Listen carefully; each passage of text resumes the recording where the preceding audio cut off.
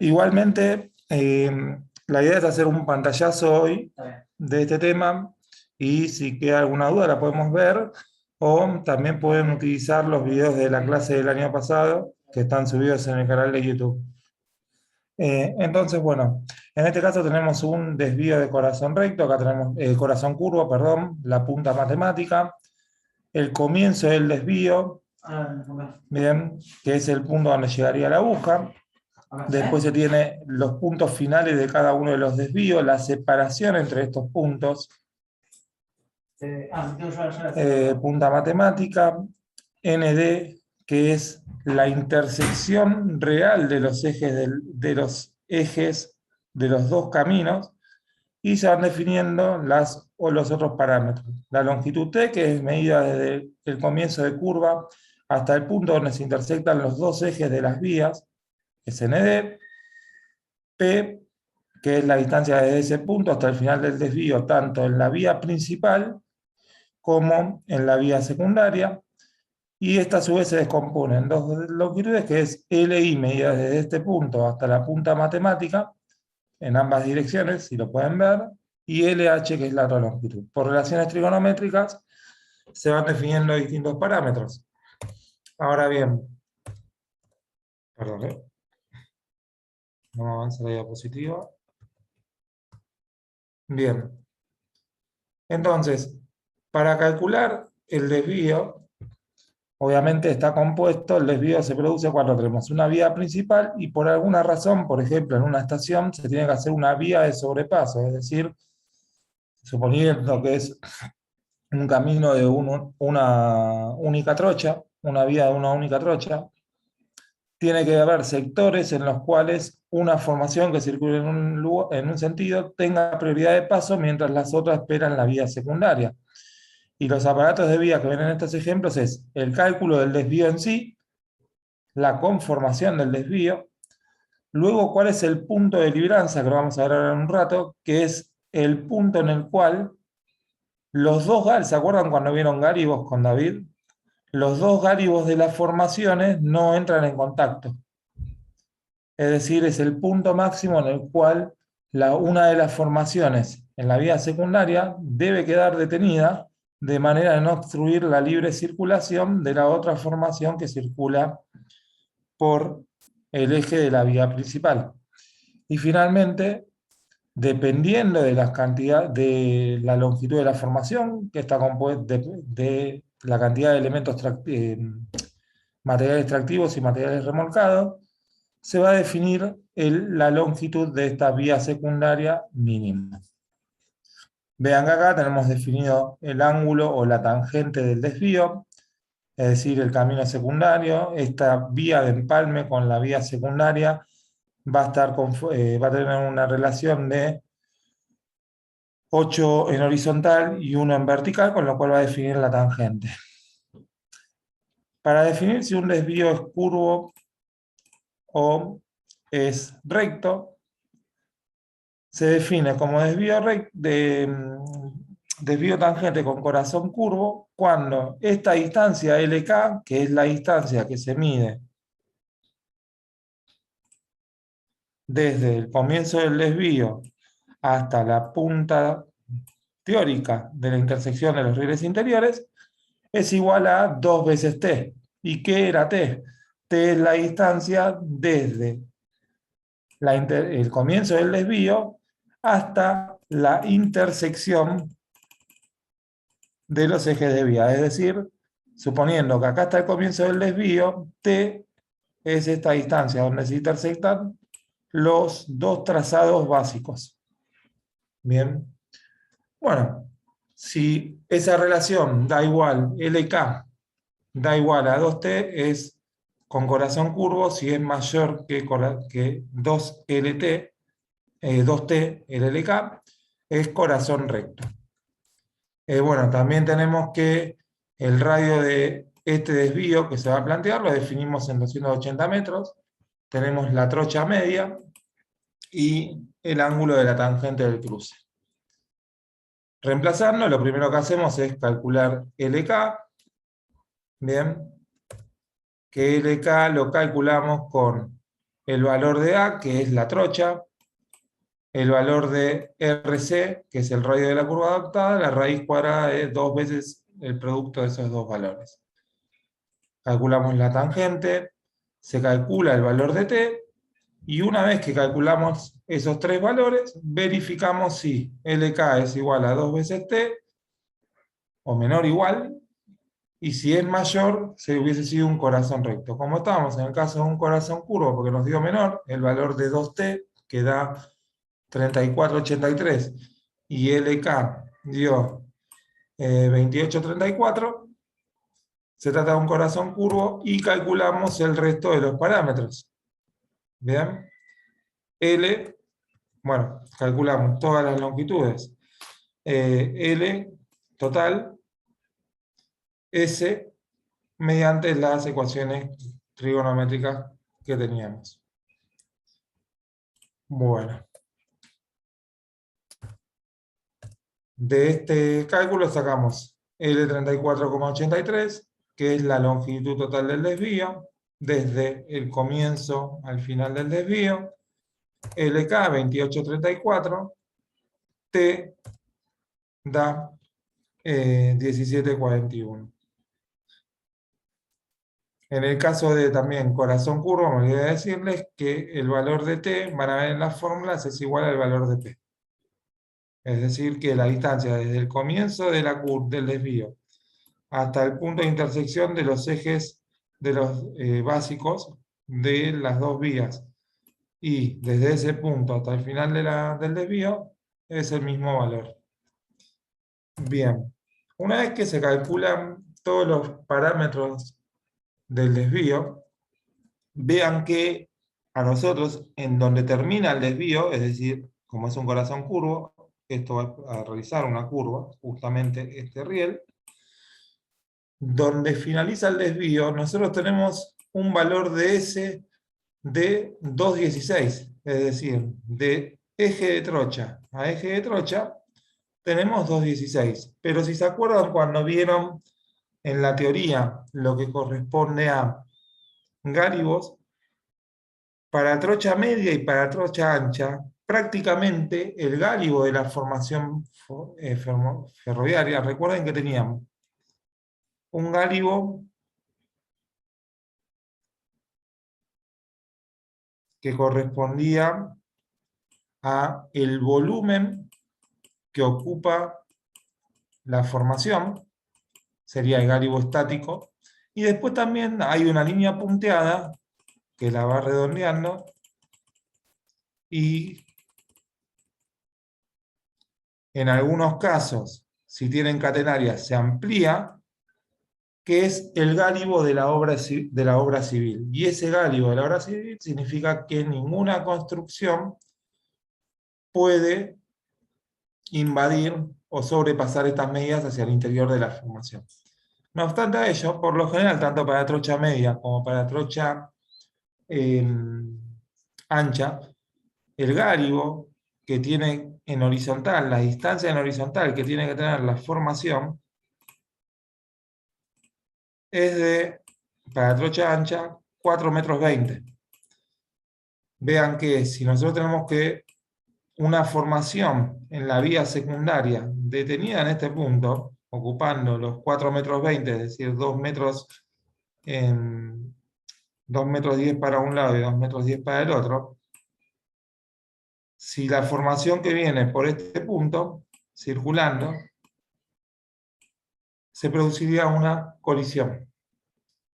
Por lo tanto, el S se mide al final del desvío, y nosotros lo que tenemos que determinar ahora es en qué lugar, antes de llegar a ese fin del desvío, comienzo del desvío, se tiene que poner una señalización que corresponde a lo que se denomina punto de libranza. Bien. Entonces, determinar la longitud útil de la vía y ubicación del punto de libranza. Vamos a determinar la longitud útil de esta vía secundaria. Recuerden que teníamos definido el valor de LK y los otros parámetros del desvío. La formación está compuesta en este caso por 10 coches. Cada coche mide 24 metros y una locomotora que mide 18 nos da una longitud de la formación de 258 metros. Bien. La longitud útil de la vía mínima que va a tener que tener esta vía en recto para que la formación pueda estar detenida son de 258 metros. Ahora bien, estas dos vías tienen que estar separadas una distancia, que es lo que ven acá abajo, que es el gálibo de la formación que corresponda para trocha media. En este caso, como tanto trocha ancha como trocha media, el gálibo es de 420. Y después, por otro lado, conocemos cuánto vale esta desviación que tiene el camino, esta tangente de este ángulo, que lo tuvimos en el cálculo del desvío, lo mismo que este, y cuánto vale el parámetro de t del desvío, que era el punto desde el comienzo del desvío hasta este punto de intersección. Con estos parámetros lo que vamos a calcular es cuál es el punto de libranza sumado a la longitud útil de la vía que vimos recién. Entonces tenemos longitud útil de la vía, valor de t y consideramos el gálibo para trocha media. Haciendo el esquema, la longitud útil de la vía, o la longitud mínima de la vía paralela, ¿cuánto va a ser? 258, que fue lo que vimos recién. Tenemos los ángulos, el valor de t, como les decía, desde el comienzo del desvío hasta la intersección de los ejes de esa desviada, que tiene una inclinación de 1 en 8. Y el punto de libranza, vean que es justo el punto donde termina esta longitud útil de la vía, dado que si una de las formaciones supera este punto, invade el gálibo de la otra y se puede producir una colisión. Lo que se termina calculando, aparte de la longitud de la vía, como así también el valor de t, en función de la tangente del ángulo, bien, y la distancia de 4,20 que tenemos que lograr, con esta distancia y este ángulo, se termina calculando la distancia desde el punto ND hasta el comienzo de la longitud de la vía paralela. Bueno, justamente ahí, mediante esa relación de triángulos, se saca que esa distancia es de 33,6 metros. Bien, y de vuelta a lo que les decía recién. Este es el punto de libranza. Acá tenemos lo que es el gálibo de obra civil o el perfil mínimo de obras. Y lo que representa el punto de libranza es el punto en el cual los perfiles de obra o los gálibos de obra se ponen en contacto. Recuerden que la formación, el gálibo de la formación en sí es un poco más chico. Bien, por eso, asegurándose como punto de libranza, el punto donde se ponen en contacto esos dos gálibos de obra civil, el de 4,20 metros, se evita el contacto de las formaciones. También recuerden después que teníamos el gálibo dinámico, que es cuando la formación está en circulación. Punto de libranza indica el lugar en el que se ponen en contacto los dos perfiles o los dos gálibos mínimos de obra, de dos vías convergentes. De vuelta, tenemos la desviada, es algo que me olvidé decirles. Esta unión entre las dos vías lo resuelven mediante una curva. Bien. Bueno, entonces, una vez que ya se tiene resuelto el desvío en sí, como así también la longitud de la vía, se empieza a marcar las progresivas medidas desde un punto. Que se tenga de referencia 5700, progresiva de ND, progresiva de donde comienza la longitud de la vía paralela, o los puntos de libranza, como dice acá, el otro punto de libranza, y finalmente el punto de intersección de la desviada, de la otra desviada, y el comienzo del otro desvío, o el fin, si lo estamos viendo en el sentido de lectura, el punto final. Bien. ¿Hasta ahí estamos bien? Todo bien, Sí. profe. Sí. Bien, genial. Y finalmente, cuando hagan, tenemos este caso, que se va a dimensionar, vean que tenemos que dimensionar una playa o estación de vías, en este caso, un único andén con única vía principal y después vías secundarias para carga de vagones. Bien, una vía de pasajeros y vías de cargas. De vuelta, tenemos una trocha media, se define cuál es el ángulo de la vía de desvío principal, que es una tangente 1,8, por ser trocha media, cuál es el gálibo que corresponde. Y lo que se tiene que asegurar en este caso es que entre vía y vía, vías secundarias 1, 2, 3, 4, como mínimo, se cumpla el gálibo, es decir, exista punto de liberancia entre las vías, es decir, que tengamos una unión entre los dos gálibos de 420. El gálibo de una viga llegará hasta acá, el de la otra viga hasta ahí, y así sucesivamente. Y vean que esta vía va a estar compuesta de un desvío en este punto, bien, y desvíos intermedios. Tenemos el primer desvío de cálculo y después desvíos sucesivos para calcular. Y el último tramo está compuesto por una curva. Entonces, lo que calculan, vamos a calcular distintos lambdas, que son las progresivas o las separaciones que van a tener entre vía y vía. Respetando los 4,20 metros entre cada vía, se van a tener 4,20 metros de separación para, este caso, para el gálibo que tenemos. Y sacamos la longitud de todo el haz de vías. Bien, entonces, bueno,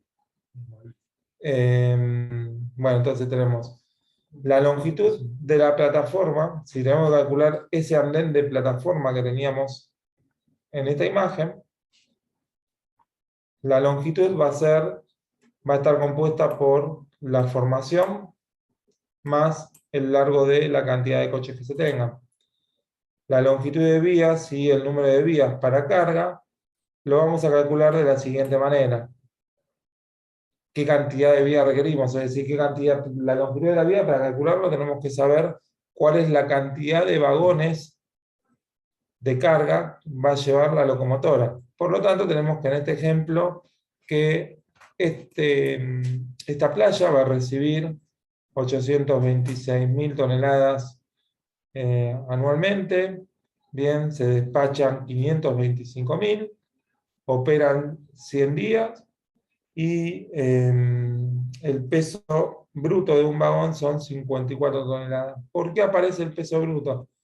Porque con el peso bruto, teniendo en cuenta la capacidad de arrastre de la formación, se puede calcular cuál es el número de vagones, o mejor dicho, la cantidad de locomotoras que lo va a llevar. Entonces tenemos el número de vagones, va a ser la suma de lo que recibe más lo que despacha esa playa, dividido los días de operación, divididos este porte bruto de cada vagón. Esto nos da que requerimos 250,2 vagones.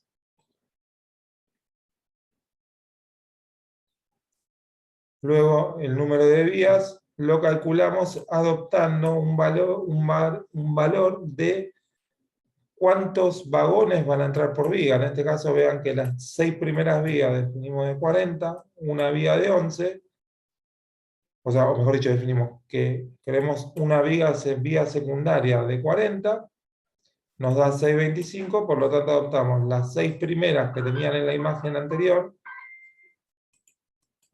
que sean para 40 vagones, y una secundaria para el resto. Ahora bien, bueno, calculamos la longitud total de la vía, como habíamos hecho antes, número de vagones más número de locomotoras, cada una por su longitud, por un valor de mayoración. Bueno, la longitud de la vía de 40 son 522,9, la de 11 151. Y esta de acá, ¿cuál era? 5C, la de pasajeros. Recuerden que era esta que habíamos calculado al principio, que es para plataforma de pasajeros. Obviamente dependen de los datos que tengan, el cálculo. Entonces tenemos la de todas las vías de carga y las longitudes. Lo que sí acá tenemos que es la longitud útil. Entonces, para el diseño de la playa, volviendo al esquema que teníamos antes, vean que las 6 vigas para 40 vagones, que son 522, y una séptima de 151 para para los 11 vagones que teníamos, los 11, para llegar al total de 250. Vean que capaz que convendría hacerlo de otra forma esta distribución, podrían adoptarse distintos, pero también depende de cómo esté diseñada la vía principal y de dónde vengan. Recuerden que, por ejemplo, el transporte ferroviario es bueno empieza a ser económicamente competitivo con los camiones, con el transporte por camiones, a partir de distancias, por ejemplo, mayores que 400, 300, 500 kilómetros, dependiendo lo que se conoce tonelada kilómetro, es decir, la cantidad de carga que transporta por kilómetro, cuál es el costo. Y asimismo, el impacto ambiental. Entonces, si estas formaciones de carga vienen, por ejemplo, a Buenos Aires desde Azul, no va a ser una formación que venga solo con 20 vagones. Generalmente traen más de 20 para aprovechar el uso, la capacidad máxima de una locomotora y transportar el 100% de la carga máxima que puede transportar. Aparte de ser económico, reduce el impacto ambiental o lo que se conoce como huella de carbono individual de esas formaciones. Bueno, entonces, volviendo, dijimos que la longitud para 11, 151, 522 para 9. No obstante a ello, nosotros los 529, si volvemos al esquema anterior que teníamos el desvío, lo vamos a tener que ver desde el punto de libranza. Entonces, la vía mandante va a ser la sexta de 529 metros que calculamos recién. El resto de las vías, la quinta, vean que los puntos de libranza, si se empiezan a hacer el cálculo de cada uno de estos desvíos, los puntos de libranza se van corriendo, con lo cual la longitud útil de esas vías va aumentando, van aumentando debido a la tangente de la desviada. Y por otro lado, la longitud de la vía 1 de 11 vagones, que era de 129, podría haber llegado hasta este punto, pero bueno, se la hizo en exceso. Otra cuestión que se tiene que analizar es que, por lo general, entre vía y vía, que dijimos que están separadas 4,20 m, 4,20 m, recuerden que es la separación para asegurar lo que tenemos acá arriba, que es que los dos gálibos ferroviarios entren en contacto, pero si queremos colocar un andén para la descarga de pasajeros o de mercaderías, tiene que sumarse a ese gálibo la dimensión de los andenes. Por lo general, los andenes de pasajeros, si es un andén de un solo lado, como mínimo, están compuestos son 3 metros. ¿Por qué? Porque van a haber muchos lugares que, si lo vemos en planta, tienen un solado de prevención de 30 centímetros, medido desde el borde de la nariz de la plataforma. Acá tenemos la formación. 60 centímetros de precaución, un espacio más de 30 centímetros y finalmente el solado áptico. Con lo cual, desde la punta de nariz hasta el 1,50 m, medido desde la punta de la nariz, es decir, desde el gálibo mínimo de la formación, Es una zona en la cual los pasajeros no deberían estar parados. ¿Por qué? Porque una persona se puede caer o desmayar, caer en la vía, o sufrir alguien que lo empuje y puedan sufrir algún accidente. Entonces, esta separación, 1,50 m mínimo, es de precaución en la cual no debería haber personas. A eso se suma 1,50 m más para que las personas puedan esperar. Tenemos 1,50 m de libre circulación, por acá podrían caminar las personas, y 1,50 m para que puedan haber personas sentadas o paradas esperando las formaciones sin estar en esta zona de riesgo. Entonces, todas estas Perdón, medidas se tienen que ir, sí, y esos 60 centímetros, digamos, los que están pegaditos contra el borde, los que dijo de resguardo, ¿no? Los 30 primeros, después vienen los 60. sí. Esos 60 suelen ser con la baldosa esa con relieve, ¿no? Si no me equivoco, o la que sigue me parece que es. Esta de acá es solado áptico, es el No, no, por cuadradito eso, el de otro. rojo. Este es solado tetón, el solado Sí, áptico tetón, el que son como círculos, bien, claro, de ese, color exacto. amarillo, por eso es de zona de prevención. Perfecto. Después hay una zona de transición de 60 centímetros que puede ser realizada con solado o no, o con hormigón si está hecho en la plataforma. Y después Sí, acá se tiene un solado guía, ¿no? Un solado guía para personas discapacitadas. Por lo general así perfecto. está compuesto el perfil, la parte inicial, ¿no? De alguna de las Sí, sí, sí, plataformas sí, nuevas. tal cual. Perfecto, perfecto. Toda esta la zona de prevención, una zona de circulación de personas y después tenemos la zona de espera. Imagínense que si esta vía que queríamos hacer acá,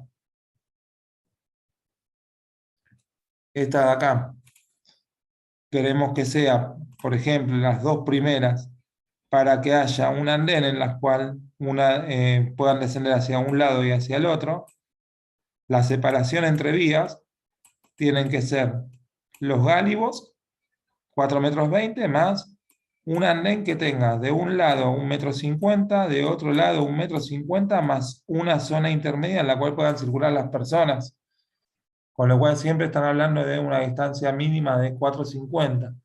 Y asimismo generalmente son de 6, porque en esos andenes centrales empiezan a haber construcciones operativas o comercios, bancos de espera, algún refugio en las cuales las personas, por ejemplo, en la línea Roca pueden ver muchos en las cuales existen refugios o salas de espera para estar apaciguados del viento o resguardados del viento. Bueno, eh, y finalmente, por trigonometría, se calculan estas distancias lambda 1 por los gálibos de vía. Bien, lo pueden calcular con esta fórmula que está acá.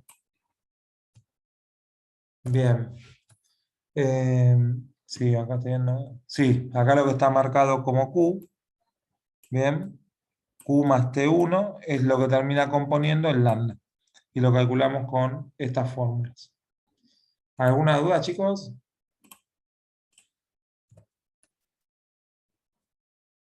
El lambda lo calculamos como D sobre seno de alfa.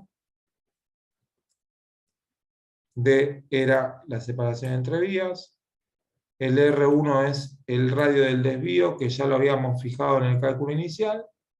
Y calculamos el resto de los parámetros. T1 y L, el L total, perdón, de esa desviada, que van a ser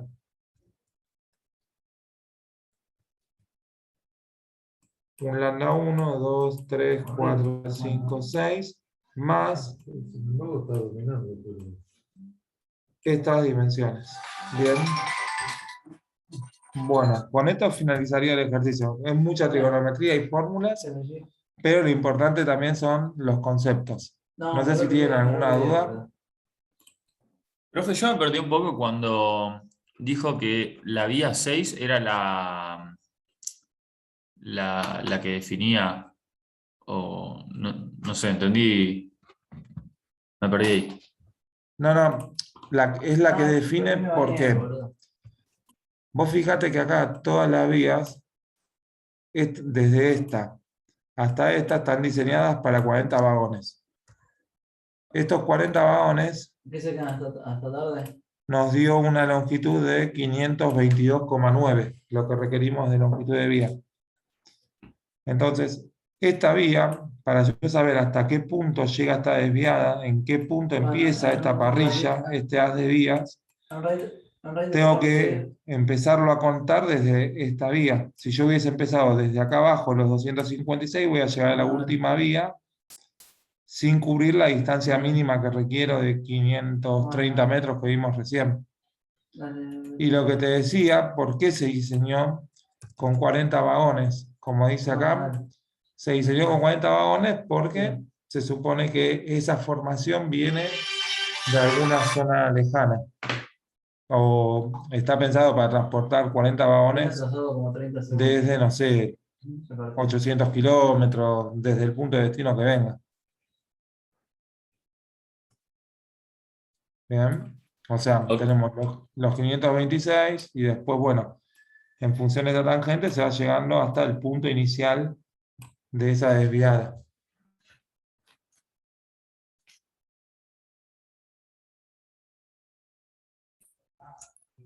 Ok. Pero se cuenta desde donde está el punto T. ¿El punto?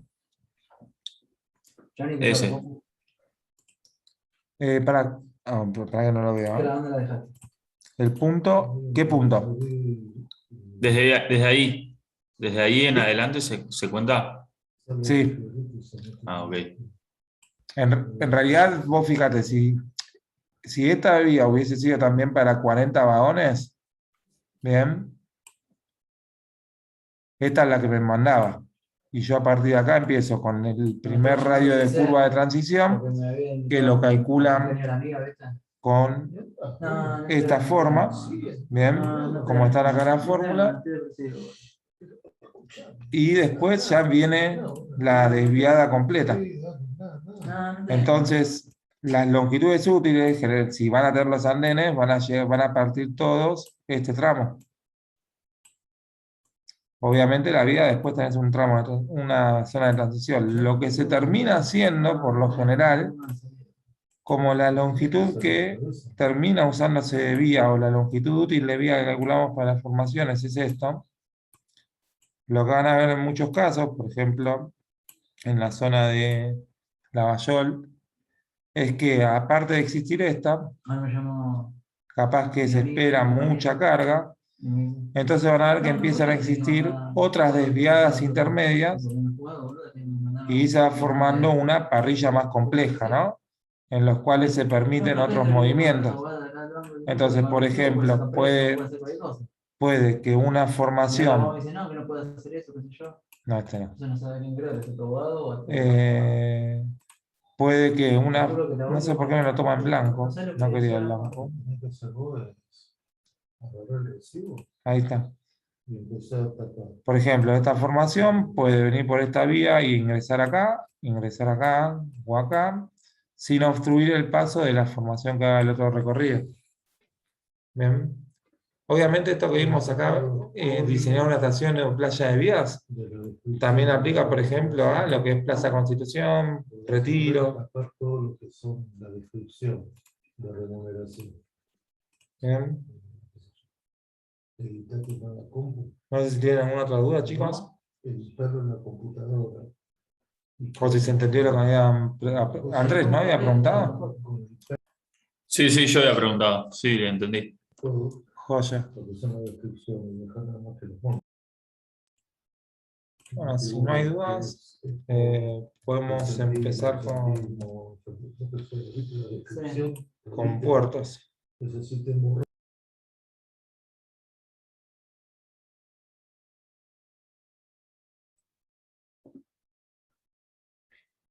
Bien, listo, Leo, ya todo ok. Sí, ya está. Buenísimo. Una fotocopia de ese. Bueno, chicos, ¿cómo andan? ¿Todo bien? ¿Se me escucha? ¿Cómo va, profe? Se escucha, Hola, profe. ¿todo bien? Todo bien. Buenísimo. Chicos, lo que vamos a hacer ahora es, vamos a pasar de forma muy breve la presentación de puertos y vías navegables, porque, a ver, está todo en... Les adelanté los videos de YouTube, ¿sí? Les adelanté 2 videos para que puedan complementar lo que vemos en esta clase y la semana que viene, y poder, digamos, cambiar un poco la modalidad o temática de clases, que son del tipo sincrónica, es decir, que nosotros damos la clase en el momento y lo vamos grabando digamos, en el tiempo, en el momento, y vamos a trabajar con una tipología de clases que se llama asincrónica, ¿sí? Es decir, que todas las clases van a estar grabadas, que son las clases que dimos el año pasado, lo van a ver y vamos a utilizar para debate y para, digamos, explicación de los trabajos prácticos, de ejercicios prácticos que son del tema, como para poder, digamos, aprovechar de otra manera la virtualidad, ¿sí? Tengan en cuenta que hasta ahora con este tipo de clases sincrónicas, digamos, estamos, digamos, asimilando lo mismo que hacemos en la clase presencial. Entonces, vamos a hacer esta prueba con el tema puertos para ver cómo funciona y cómo asimilan los temas. Así que bueno, vamos a arrancar. Ahí pueden llegar a ver la presentación. Esta es la presentación que les di por mail, que está en los videos y que tranquilamente la pueden asimilar o la pueden ver en cualquier otro momento que no es exactamente el día viernes por la tarde. Entonces, lo primero que se ve es todo lo vinculado a transporte fluido marítimo.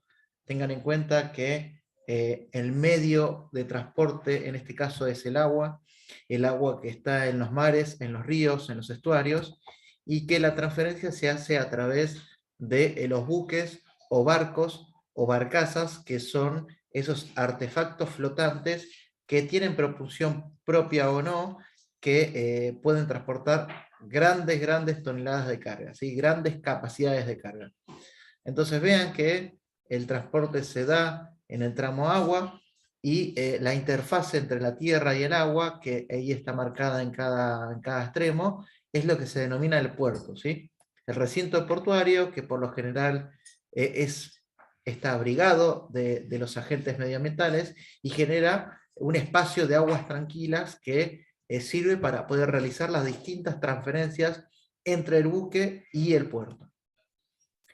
En el video van a visualizar las ventajas del transporte por agua. Ahí vemos la comparativa entre una barcaza fluvial, un ferrocarril y un camión, ¿sí?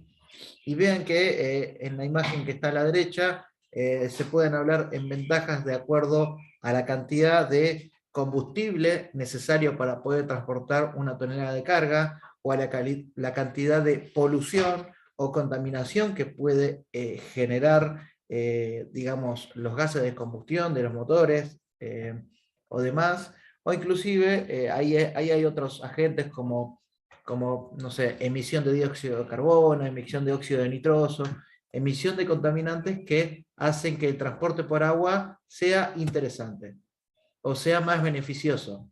Pero ¿en qué momento se puede comparar? Bueno, cuando hablamos de transporte por agua a través de ríos, ¿sí? En donde, por ejemplo, nosotros acá en nuestro país tenemos la hidrovía Paraná-Paraguay, y si podemos comparar entre los trenes que van al norte con carga, o que vienen desde el norte hacia los puertos de Buenos Aires o los puertos de Santa Fe, al igual que los camiones, bueno, es más competitivo el transporte por barcazas en el río Paraná, ¿sí? Tengan en cuenta que hoy en día estamos pasando por una sequía, ¿sí? Una bajante de las aguas del río Paraná, que son del orden de recurrencias extremas, y que hacen que se vea muy imposibilitado el transporte marítimo, perdón, el transporte fluvial a través del río. Pero que esto es un caso extraordinario, ¿sí? Esta bajante o esta bajante mínimo minimorum que está teniendo el río Paraná hacía décadas o hacía centenares de años que no se notaban. Acá se puede ver que un buque portacontenedores, un buque de ultramar, puede llegar a transportar hasta 6.000 contenedores y equivale a 100 barcazas que contiene 50 contenedores cada una o 1.500 ferrocarriles. Estos son los ferrocarriles que no están de nuestro país, son los ferrocarriles que se pueden ver en lo que es Estados Unidos, en donde presentan varias locomotoras y se pueden transportar en simultáneo 4 contenedores largos, ¿sí? O 6.000 camiones. Si ven que con 6.000 camiones se puede transportar lo equivalente a un buque de ultramar. Entonces, el transporte por agua se clasifica acá las vías navegables. Las vías navegables pueden ser naturales o artificiales. Un ejemplo de vía artificial es el Canal de Suez, ¿sí? Ubicado en el límite de Egipto con el Oriente Medio, y que fue muy famoso en estos años por el buque de portacontenedores que quedó encallado en ese canal. Otro canal artificial creado por el nombre, muy famoso, es el Canal de Panamá, en donde tiene sus famosas esclusas de Panamá. Y después, canales naturales, podemos citar, por ejemplo, el canal de acceso al puerto de Bahía Blanca, el estrecho Beagle, que presenta un canal de navegación natural, que está en Ushuaia, así en límite con Chile, y así un montón, no sé, el estrecho de Gibraltar, donde hay un canal, no sé, hay distintos canales en el mundo que son de forma natural, así se aprovecha, digamos, la forma que tienen las costas como para poder generar una ruta marítima. Y después, cuando hablamos en su geografía, lo mismo pueden ser canales en ríos, canales en mares o canales en el estuario, como ser el estuario del Río de la Plata. Y por el tipo de buque, podemos decir que la navegación interior corresponde a la navegación de barcazas o buques fluviales menores, y la navegación de ultramar corresponde a los buques marítimos de ultramar, aquellos buques que van hasta los puertos de Buenos Aires o puertos de La Plata. Acá está la hidrovía Paraná-Paraguay. En el video van a ver que detallo bien, digamos, todo el trayecto de la hidrovía, en donde se puede apreciar hasta cuáles son las profundidades o cuáles son los calados máximos admitidos, es decir, hasta los puertos de Rosario y de San Lorenzo, ubicado al norte de Rosario, donde está Puerto General San Martín, el calado asegurado de los buques de 34 pies, siendo un pie igual a 30,5 centímetros. Perdón, hasta Rosario. Después, por encima, tenemos los puertos de Santa Fe hasta 25 pie de calado, y después tenemos por encima de Santa Fe 10 pies de calado, en donde la ruta fluvial, perdón, es barcacera, ¿sí? Bueno, estas son distintas vías navegables. Acá están las vías navegables que están en el Río de la Plata, en donde tenemos una serie de canales que están concesionados y que conforman los canales de navegación del Río de la Plata, ¿sí? En donde se puede acceder al puerto de Buenos Aires, al puerto de La Plata, al puerto de Montevideo en Uruguay, y hacia el Paranaguazú y el Paraná de las Palmas, este es el Paraná de las Palmas, unido por el canal Emilio Mitre, y este es el río Paranaguazú, en donde se comunica a través del canal Martín García.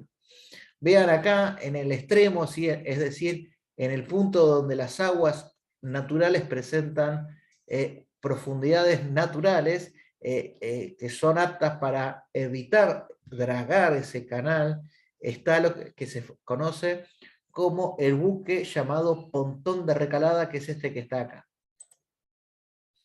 Y se pueden ver las distintas, esto corresponde a una batimetría que vendría a ser es el análogo a una carta topográfica, pero del fondo marino, ¿sí? Después lo vamos a ver la próxima clase. Ahí se pueden ver los accesos náuticos al puerto de Buenos Aires, en donde tenemos el canal de acceso que se bifurca, ¿sí? Y pasa a tener el canal norte para el puerto nuevo, o el puerto que está ubicado en la dársena norte, y el canal sur que vincula con el puerto sur de Buenos Aires y el puerto del Dock Sur. Dentro del sistema portuario nacional tenemos distintos puertos, como ser los fluviales, los marítimos y los fluvimarítimos. Acá en esta imagen están todos los puertos fluviales que tenemos, y que esto está extraído de la página de internet de la Subsecretaría de Puertos y Vías Navegables del Ministerio de Transporte de la Nación.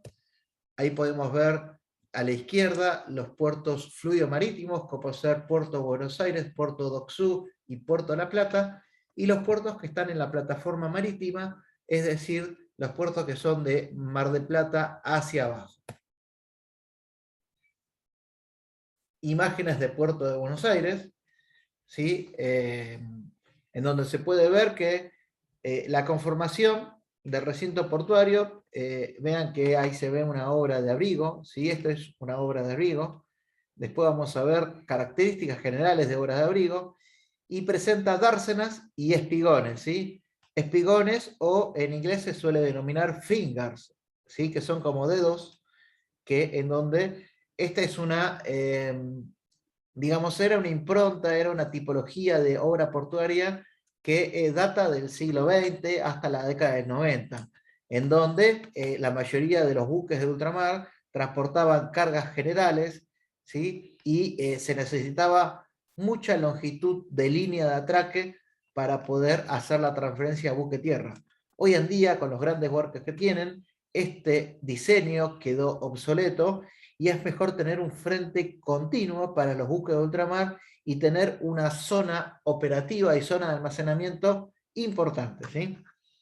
Como característica podemos decir que el puerto de Buenos Aires mueve alrededor de 1.200.000, 1.300.000 TEUs, siendo TEUs la unidad convencional de equivalente a un contenedor de un TEU, ¿sí? Que después vamos a ver ahora más adelante a qué corresponde. Puerto de la Plata también tiene un canal de acceso y presenta obras de abrigo. Es un puerto interior que presenta distintas terminales. La terminal de contenedores que se construyó hace muy poquitos años, Tec Plata, que está sobre la margen de Berisso y que está en esta cabecera. Este vendría a ser la boca de acceso, este vendría a ser el río Santiago, este es el Gran Doque, y acá tenemos puertos, el puerto de YPF, algunos muelles de uso público, algunas terminales como ser la de graneles sólidos de Ecopetro y demás. Y más arriba tenemos lo que corresponde a la zona franca del puerto de La Plata, y ahí es donde está Astilleros Río Santiago, ¿sí? Astilleros Río Santiago es una empresa que se dedica a la construcción de buques, ¿sí? Y bueno, mayor información está en el video. Puerto de Mar del Plata, ¿sí? Es un puerto que podemos decir es un puerto marítimo que está abrigado por sus obras de abrigo, que en este caso son escolleras que tienen una capa de cobertura o recubrimiento de grandes piedras, ¿sí? Grandes bloques que disipan por su rugosidad, generan que la ola choque, si la ola se rompa, y disipe la energía de la rotura debido a la rotura del oleaje por la forma que tiene esa cobertura de la escollera. Y acá se puede apreciar cómo son las distintas terminales, ¿sí? Hay que tener en cuenta, acá se puede ver un layout en donde se puede apreciar la base naval militar de la Armada y distintas dársenas en donde, digamos, hay cargas generales, se pueden tener cargas por contenedores, pero es un puerto preferentemente pesquero, ¿sí? Puerto Quequén está ubicado al sur de la provincia de Buenos Aires y limita en la parte sur con Quequén y en la parte norte con Necochea, ¿sí? Acá se puede ver la obra de Abrigo, ¿sí? La escollera sur y la escollera norte, y acá se puede apreciar cómo es este recinto de aguas tranquilas, producto de tener este abrigo, ¿sí? Y acá se puede ver cómo es el oleaje, ¿sí? En esta imagen satelital, cómo es el oleaje que impacta sobre la costa e impacta sobre las escolleras. Puerto Quequén se caracteriza por ser un puerto granelero, ¿sí? Puerto Bahía Blanca, también, acá tenemos el canal de acceso al puerto de Bahía Blanca, es un canal artificiado, dragado, y que presenta profundidades importantes, ¿sí? Hasta 40 pies, ¿sí? 40 pies y con la acción de la marea también tiene un par de mayores profundidades. El canal de acceso al puerto de Bahía Blanca, ¿sí? Presenta una extensión de alrededor de 100 kilómetros y acá abajo en chiquitito se pueden ver distintas terminales, como ser terminales que son de también graneleras, de graneles de agrograneles, pero también tenemos terminales de graneles líquidos o de petroleras, y más allá al fondo está lo que vendría a ser, está ubicado un buque regasificador, ¿sí? Que cuando en nuestro país hay déficit de gas natural, bueno, se importa gas a través de buques, y este buque atraca uno acá en Puerto Bahía Blanca y otro en Escobar, ¿sí? En una terminal diseñada para poder atracar buques gaseros. Hasta acá, ¿cómo vienen ustedes? No sé si voy muy rápido, no sé si en particular tienen alguna duda, o no sé si llegaron a ver el video. La idea es que yo les di el video 1 y el video 2 para que vean también el video 2 y la semana que viene ya tengan los dos videos leídos, ¿sí? Y estudiados, o mejor dicho, vistos.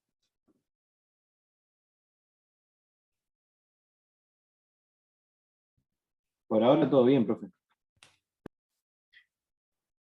Sí, más que nada, voy un poco rápido porque son muchos temas y la idea es aprovechar para consultas, ¿sí? La clase.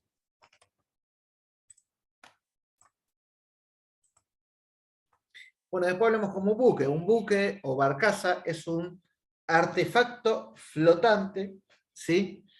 Que tiene propulsión propia o no y que transporta carga, ¿sí? Ahí hay un montón de características, pero vamos directamente a las partes componentes y a las tipologías de buque. Bueno, acá vemos... Perdón, profe, yo tengo Sí. una consulta de ahí. Sí, Cuando habla sobre puede elegir banderas de conveniencia, ¿a qué está haciendo referencia?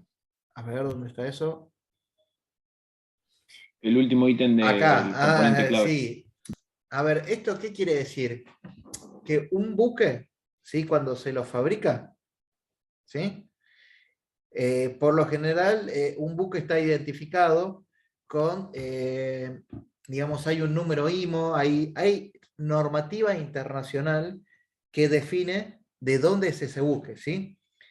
Pero muchas veces existen países en donde las cuestiones impositivas son, digamos, mínimas o menores, entonces hay buques que capaz que es de la flota, no sé, de los Estados Unidos, pero presenta una bandera de Filipinas, ¿sí? Siendo Filipinas, hay un puerto que es de suma importancia, ¿sí? Por ejemplo, por ahí está el puente, no sé, puerto de Singapur, o algún buque chino que presenta alguna bandera de Indonesia, o inclusive acá, barcazas que operan en nuestro país que presentan bandera paraguaya, ¿sí? En donde, por cuestiones impositivas, digamos, como que tienen su sede en otro país. ¿Se entiende un poco? Acá, por lo general, la gran mayoría de la flota que opera en la hidrovía Paraná-Paraguay es de bandera paraguaya. O inclusive existen barcazas que son de bandera boliviana. Y ustedes me pueden decir, pero el país Bolivia, ¿tiene salida al mar?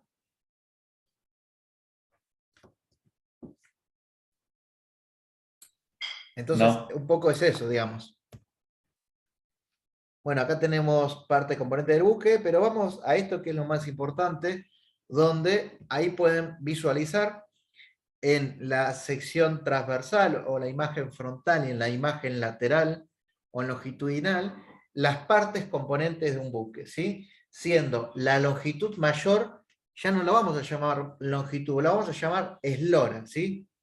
Eslora máxima del buque, después vamos a ver que está la eslora entre perpendiculares, que es otra medida, y podemos ver que en donde está la línea de flotación, lo que está por debajo, el casco, ¿sí? La cobertura del buque que está por debajo, se denomina carena u obra viva, y lo que está por encima se denomina obra muerta del buque, y acá pueden tener, por ejemplo, el castillaje, o el lugar donde va a estar la sala de mando, y distintas partes componentes, no se puede tener equipos propios y lo que fuere. Entonces, en el sentido longitudinal, la unidad es la eslora, en el sentido transversal, el ancho del buque se denomina manga, la profundidad que está desde la línea de flotación hasta este punto que marco acá, que se denomina quilla del buque, se denomina calado, y bueno, desde la línea de flotación hasta arriba es lo que se denomina francobordo, y siendo la suma el francobordo más el calado, el puntal de buque. La parte delantera del buque se denomina proa, la parte trasera se denomina popa, el lado izquierdo, si visto desde abajo, es babor, el lado derecho estribor, y bueno, estos son amura, es la parte de esta curva de la delantera, aleta es la parte curva trasera, y a ver si tengo otra más. Ahí se puede apreciar, por ejemplo, bueno, popa, proa, la eslora total del buque, la eslora en perpendiculares, que está dado la longitud desde el punto donde toca la línea de flotación hasta este otro punto en donde tenemos la superficie del agua. Ahí tenemos calado, francobordo, puntal y manga. Y ahí tenemos izquierda babor, derecha estribor, siempre parándonos desde popa a proa, ¿sí? Ahí está un poco lo que les acabo de explicar. Y ahora vamos al peso del buque, ¿sí? El peso muerto o el dead weight tons, el DWT, es el peso total, ¿sí? De la carga, de los insumos, de la tripulación, de lo que fuere. El peso propio es el peso constituido por el casco, las máquinas y las piezas fijas. Y el desplazamiento, que el desplazamiento va a ser equivalente a ¿qué? Al peso del volumen del líquido desalojado, porque es un cuerpo flotante, ¿sí? Entonces, no es un cuerpo sumergido, sino que es un cuerpo flotante. Entonces, el desplazamiento va a ser el peso, digamos, de la parte sumergida, ¿sí? Y el desplazamiento es la propiedad, ¿sí?, del buque que nos va a servir para poder realizar dimensionamiento. Dimensionamiento de las líneas de atraque, dimensionamiento de las vías navegables, dimensionamiento del diseño de las obras portuarias y de las vías navegables. Y vean que el desplazamiento se puede hacer de la diferencia entre el peso total del buque y el peso propio, o se puede hacer de otra forma. Después vamos a ver cómo, ¿sí? Multiplicándolo por el peso específico del agua y por el volumen de la carena sumergida. Después tenemos otra medida, es el porte, ¿sí? El porte es el peso de los elementos que puede transportar el buque, y tenemos porte neto y porte bruto, ¿sí? Uno es a plena carga y otro es a vacío o solamente de carga. El porte nos va a definir la capacidad total, digamos, de carga que puede tener ese buque. Y después, bueno, ya hablé de desplazamiento, tenemos un desplazamiento en lastre y un desplazamiento en rosca, ¿sí? ¿Cuál es el desplazamiento en rosca? Es el buque cuando sale del varadero o sale del astillero, el buque es el cuerpo flotante, pero ¿qué es lo que sucede? Todas las hélices que puede llegar a tener están por encima de la línea de flotación. Entonces, ese es el desplazamiento en rosca, que solamente es cuando sale del astillero, sin carga, sin lastre y sin nada. En cambio, el buque lastrado es el buque vacío que tiene piletas, piletones, depósitos, bodegas que se llenan de lastre. ¿Y cuál es el lastre? Es el agua propia del mar, ¿sí? Entonces ahí es donde se llena de lastre para que todos los mecanismos de maniobra, de gobierno y propulsión estén por debajo de la línea de flotación y el buque pueda navegar, ¿sí? ¿Se entendió la diferencia entre uno u otro? Sí, profe. Sí, se Bien. entendió. Y esto es un tema, cuando el buque tiene agua lastrada, porque existe normativa internacional en donde el buque, cuando por ejemplo viene el buque vacío a buscar agrograneles a los puertos de Rosario, entonces el agua del lastre la tiene que ir, no puede venir con el agua de China para acá, sino que la tiene que ir cambiando y no puede mezclar agua dulce o agua salada, porque inclusive puede transportar especies marinas, ¿sí? Y por ejemplo, ¿qué es lo que pasa cuando un depredador de la naturaleza o una especie está en un lugar donde no tiene depredador natural? ¿Sí? Nosotros ahora tenemos muy en boga el tema del castor, ¿sí? ¿Qué pasa? Se empieza a reproducir, y empieza a alterar el ecosistema. Podemos tener el ejemplo del castor ahora que está pasando en el Tigre, podemos tener el caso de los castores que están en Ushuaia. En Ushuaia hay un montón de castores. Podemos tener el ejemplo del mejillón dorado. El mejillón dorado es una especie que me parece que vino de Estados Unidos y que está en el río Paraná y que no se lo puede sacar. Entonces hay que tener cuidado con esa agua lastrada. Existe normativa, ordenanzas marítimas, que hacen que el agua lastrada se tiene que ir cambiando conforme llega a un país un buque.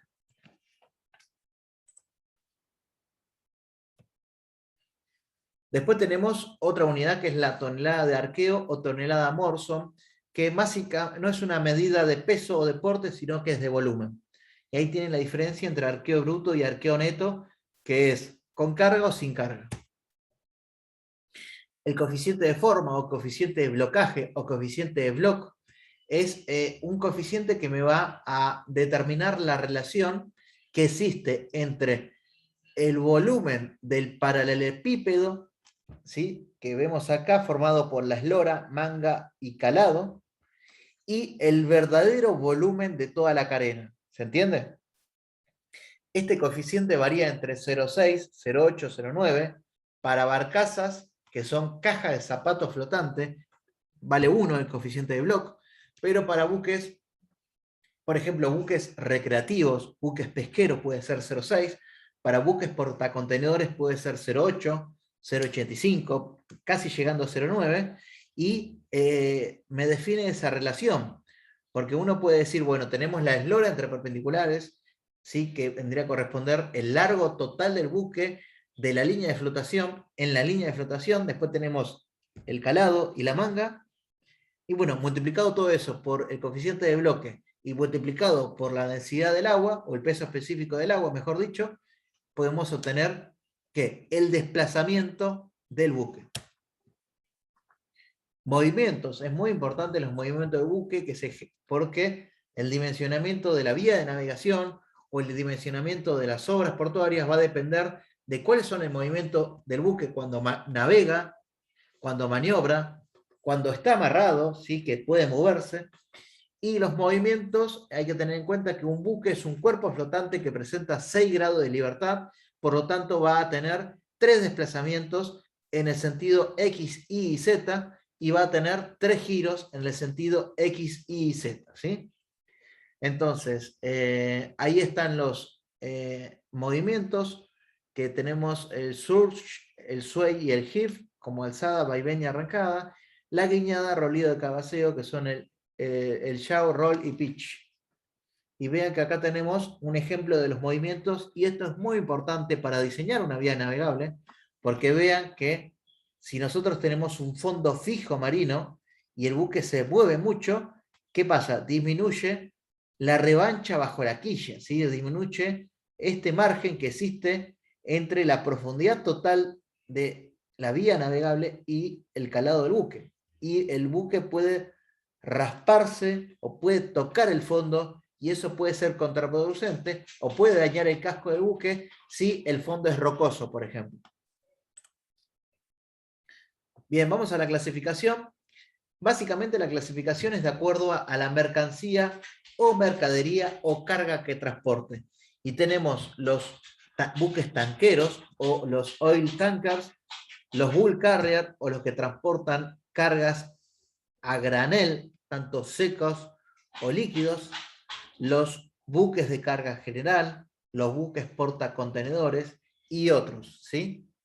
Ahí vemos algunas medidas en donde podemos ver que de acuerdo a su porte, a su DWT, además podemos decir, bueno, tenemos el Handysize, el Handymax, el Panamax, el Capesize, los BLOE, OC, digamos estos que están acá. Pero vean que, por ejemplo, el Panamax corresponde a qué? Corresponde al buque máximo que atraviesa ¿qué? ¿Qué se imaginan ustedes? El canal de Panamá. Bien, o que pueden ingresar a las esclusas, a las antiguas esclusas del canal de Panamá.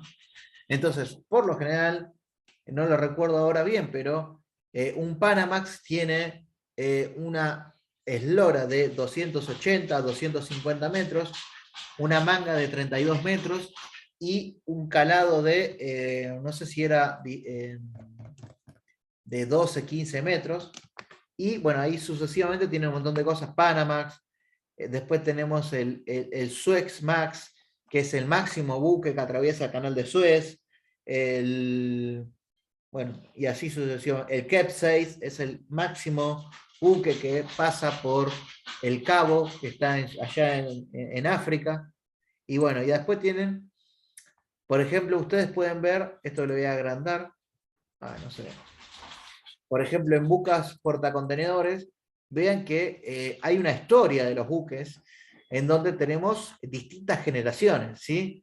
De primera a última generación, ¿sí? En donde la tendencia mundial era construir buques que transportaran la mayor cantidad de contenedores posibles, ¿sí?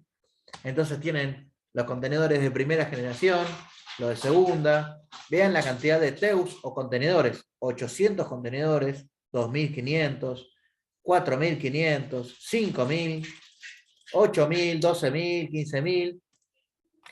Y hoy en día, el buque portacontenedores más grande del mundo es el Mars Triple-E, ¿sí? Que fue construido o que fue ya votado en el año 2013 y que transporta 18.000 contenedores.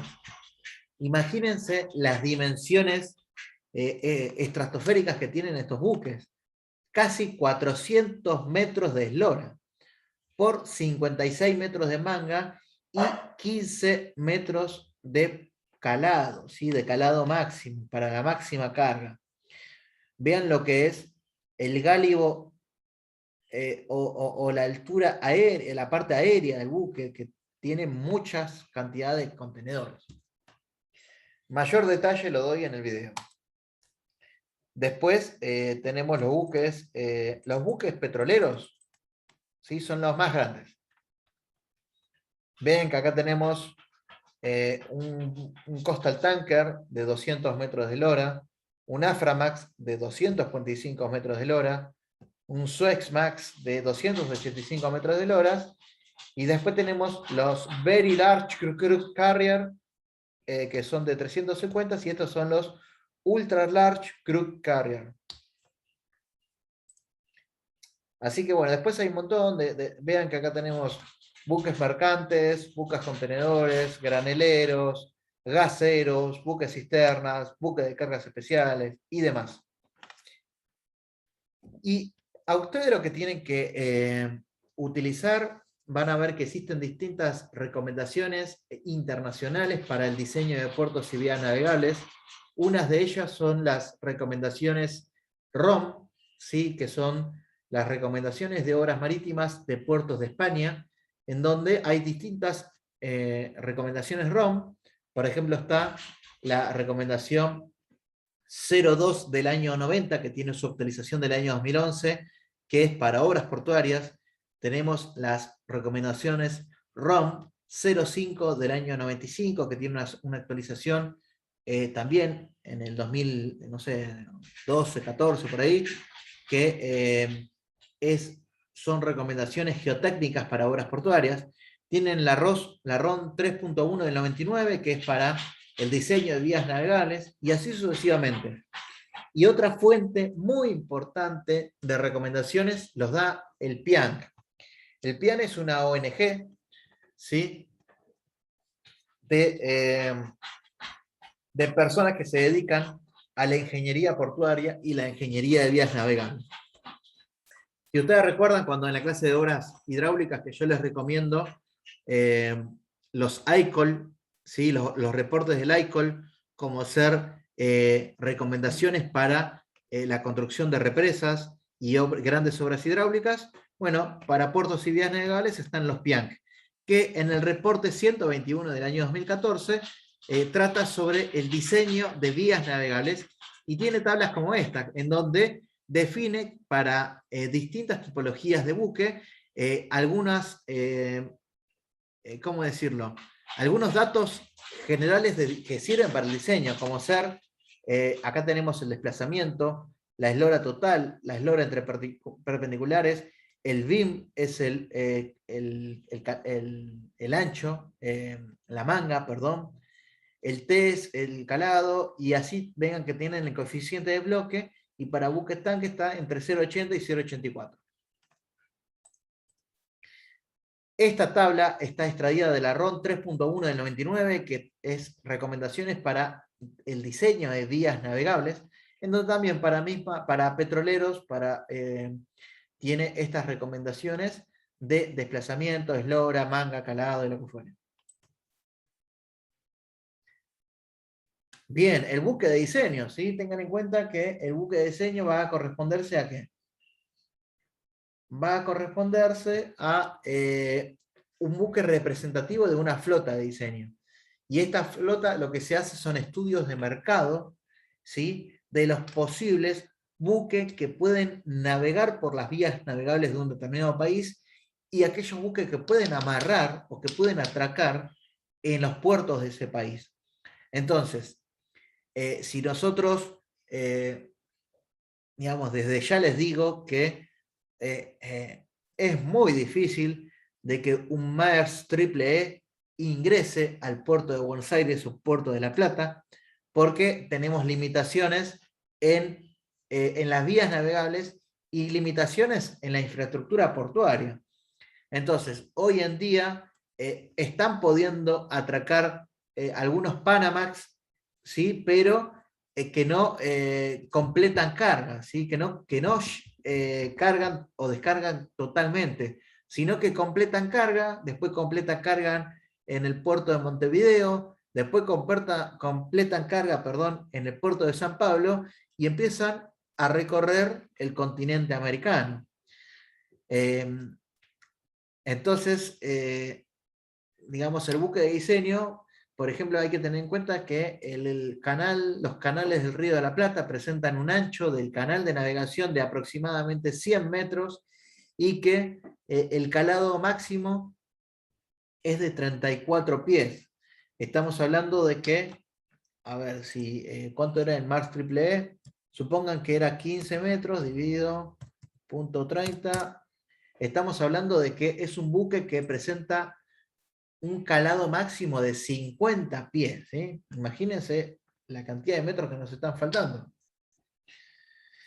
Y después, bueno, tenemos buque mínimo y buque máximo de la flota, ¿sí?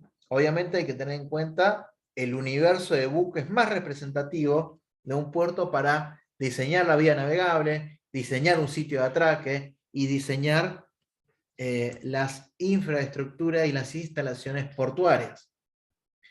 Ahí podemos ver cuáles son el elemento característico de un buque que va a servir para diseñar un canal de acceso, un antepuerto, un frente de ataque o un equipo de transferencia.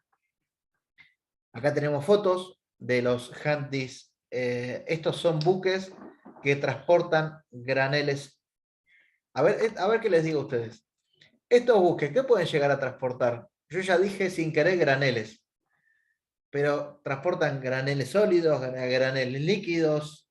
¿Qué pueden llegar a transportar? ¿Qué se imaginan ustedes por esa simple foto?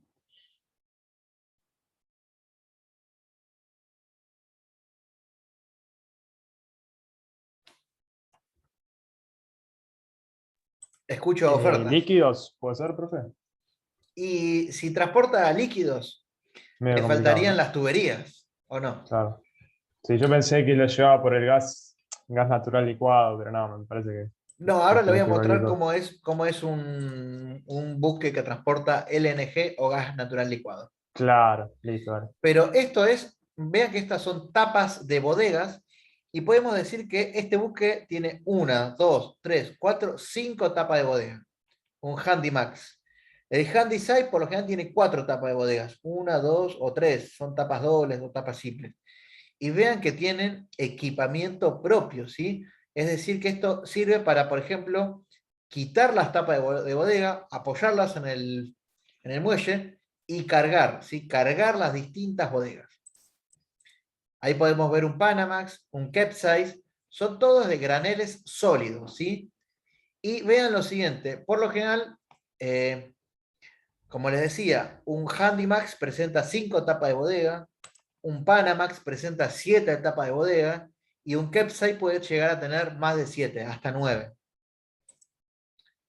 Acá sí vemos un buque tanque, ¿sí? Ven que acá tenemos todas las cañerías que están por encima para poder llenarlo del granel líquido.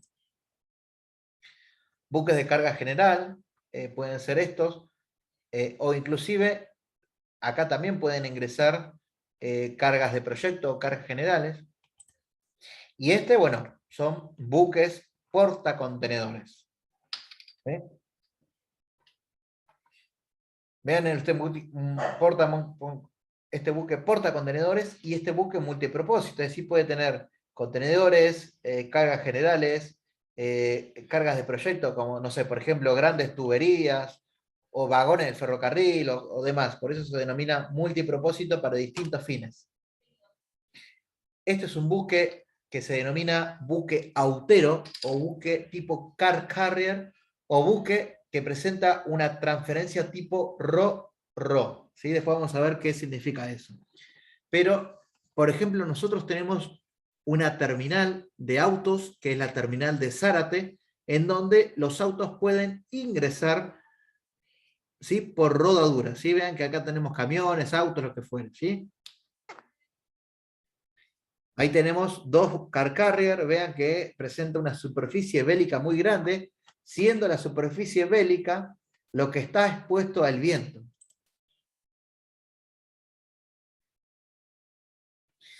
Acá Pablo habla sobre los contenedores que no se caigan. Bueno, los contenedores, acá no se puede llegar a ver, pero si nosotros hacemos un zoom, fíjate bien que a lo largo de todas estas líneas de contenedores hay estructuras metálicas que están fijadas al casco del buque y que está todo unido, ¿sí? Es más, los contenedores presentan unos agujeritos en los extremos donde van bulones y van todo atornillado. Todo está atornillado. Y en teoría no se cae. Ojo, ha habido el caso de que en algún evento muy fuerte algún contenedor se le habrá escapado a un buque portacontenedores, pero hoy en día no se escapan.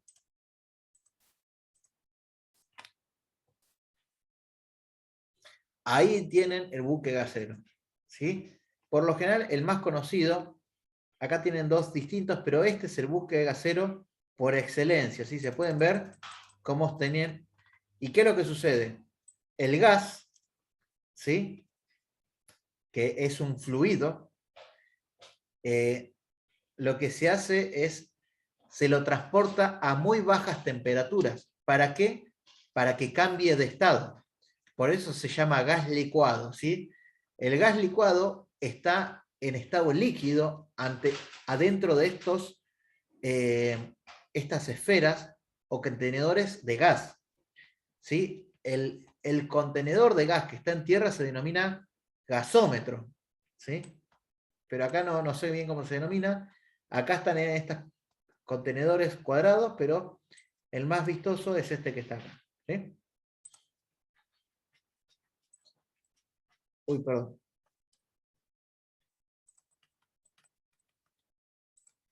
Después acá tenemos buques especiales. Por ejemplo, este es un buque que transporta las grúas, ¿sí? Los pórticos grúas que están en los muelles, ¿sí? Y este es un buque para productos químicos que debe tener alguna situación en especial. Los ferries, vean los ferries y los cruceros que transportan pasajeros, y el crucero es como si fuese un gran shopping, un gran hotel y shopping que está flotante y que, bueno, todo el mundo sabe lo que es un crucero. El ferry se diferencia del crucero porque transporta vehículos y transporta carga también. Y vean que tenemos, este es un remolcador, este es un buque muy chiquitito que tiene una gran potencia, que está en los puertos, que sirve para ayudar a entrar y sacar el buque del recinto portuario. Y acá vemos buque del tipo pesquero, ¿sí? Todos esos son buques de ultramar, ¿sí? Ahora pasamos a las embarcaciones fluviales. Básicamente tenemos los buques de río, o los buques fluviales, y las barcazas. La diferencia entre uno u otro es que los buques fluviales presentan una unidad de gobierno y propulsión. Y las barcazas, en este caso son barcazas, son grandes pontones flotantes que presentan que tienen que ser maniobradas mediante remolcadores y empujadores, ¿sí? Empujadores que se lo suelen denominar mulita de río.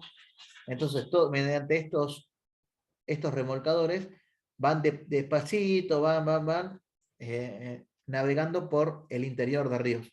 Obviamente, esta embarcación no puede estar en un clima marítimo por el oleaje y las grandes corrientes transversales que la pueden llegar a afectar a su navegación. Y vean que la ruta barcacera, por ejemplo, esto se denomina convoy o tren de barcazas y puede llegar a tener una eslora total que puede llegar a ser de 290, 300 metros, es decir, dimensiones similares a lo de los buques oceánicos. Bien, acá tenemos la transferencia que puede ser de distintos tipos, como ser lolo, rorro o flot. Entonces vean lo siguiente, acá tenemos 1, 2 y 3, es decir, carga o descarga con grúas, carga o descarga rodante, un ro-ro, o carga o descarga de forma flotante. Y el equipamiento de transferencia puede ser propio del buque o puede ser equipamiento de muelle.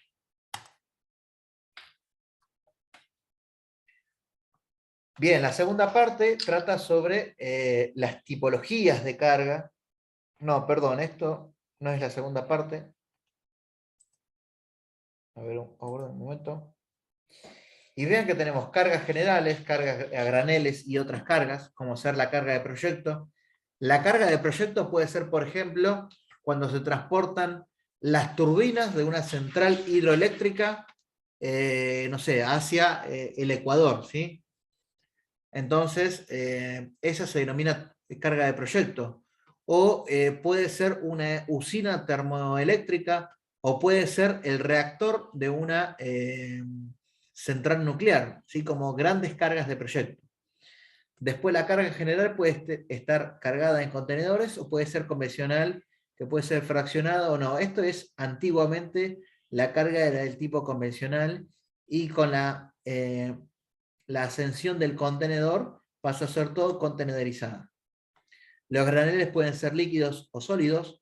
Los sólidos pueden ser minerales o agrograneles, ¿sí? Es decir, productos del agro.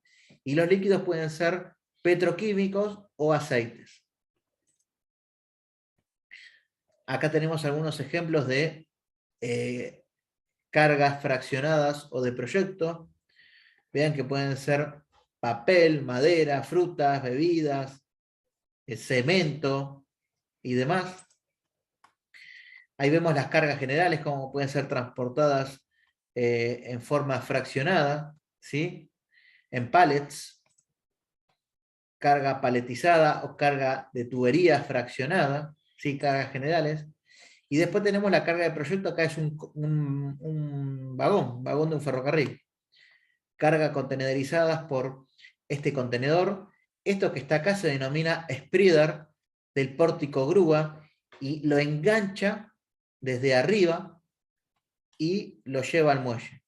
Y acá vemos cómo es la descarga de agrogranel. Vean que esto es el material del agro. Bien, la segunda parte, y acá voy a cerrar, trata sobre las terminales portuarias, ¿sí? Entonces, las terminales pueden ser multipropósito o polivalente o multifunción, pueden ser totalmente especializadas, pueden ser terminales de contenedores, o pueden ser alguna terminal petrolera o de agrograneles o de una sola tipología de carga, ¿sí?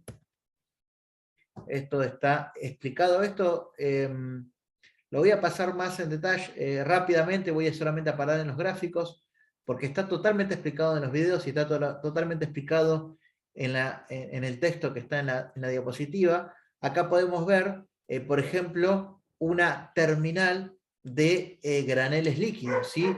Una terminal petrolera que simplemente puede ser una boya flotante con, acá podemos ver que a través de manguerotes se puede cargar el buque que está en una monoboya o en un campo de boyas.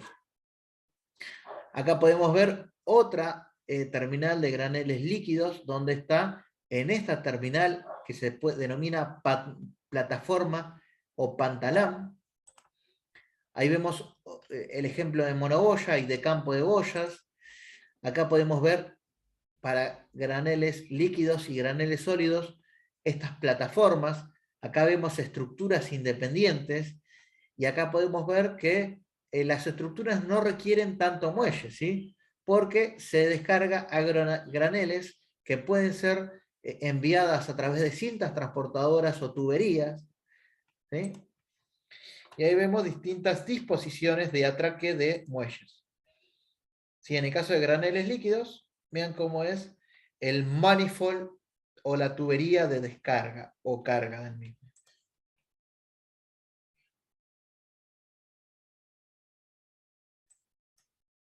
Algunos datos de terminales de graneles líquidos. Y después tenemos de graneles sólidos, cómo la mercadería tiene que estar en el lugar. Este es el ejemplo típico de una terminal de minerales, ¿sí? Vean que esto corresponde a graneles sólidos. Estos son silos verticales, que es muy común ver en los antiguos puertos, y hoy en día se estira a utilizar silos horizontales por el costo de la infraestructura que demanda esto. Ahí vemos un muelle continuo que sirve para cargas generales y cargas contenedorizadas.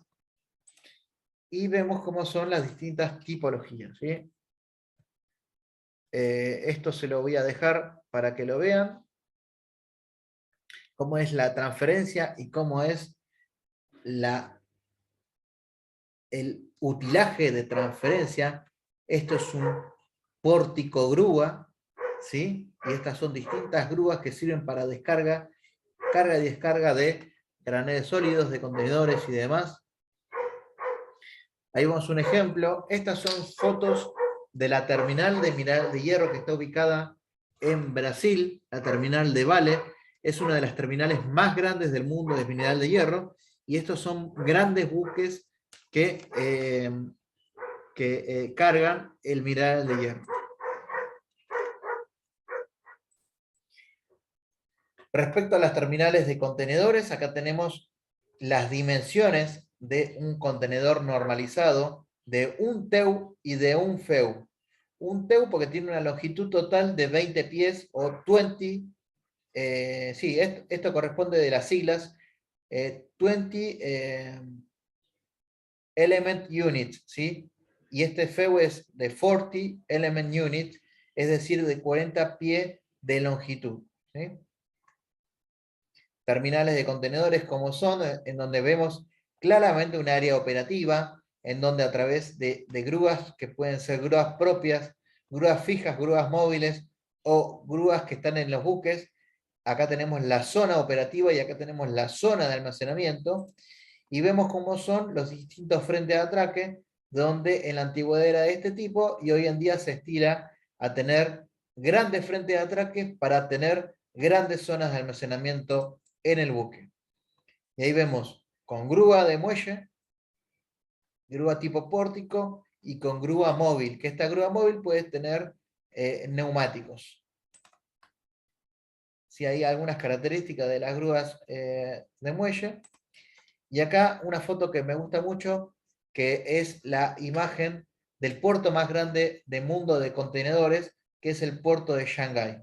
Si vean que es un puerto tan grande que la línea de grúas desaparece en el tiempo. Obviamente acá no afecta las nieblas y seguramente la contaminación que debe tener Shanghái, pero vean que desaparece la línea de grúas. Tengan en cuenta que en Puerto de Buenos Aires, por lo general, cada frente de atraque tendrá 3 grúas, ¿sí? Más grúas no tienen, 3, 4 grúas. Y vean acá la cantidad enorme, casi infinita de grúas que presenta la terminal de Shanghái.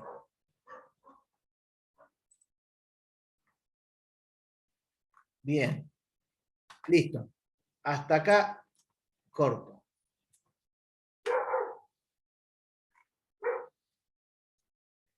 Bien, consulta. Fui un poco rápido porque la idea de la clase que viene es utilizarla para hacer ejercicios prácticos y responder las consultas de los videos que ya están grabados. Igual vamos a subir esta clase como que sirva de introducción.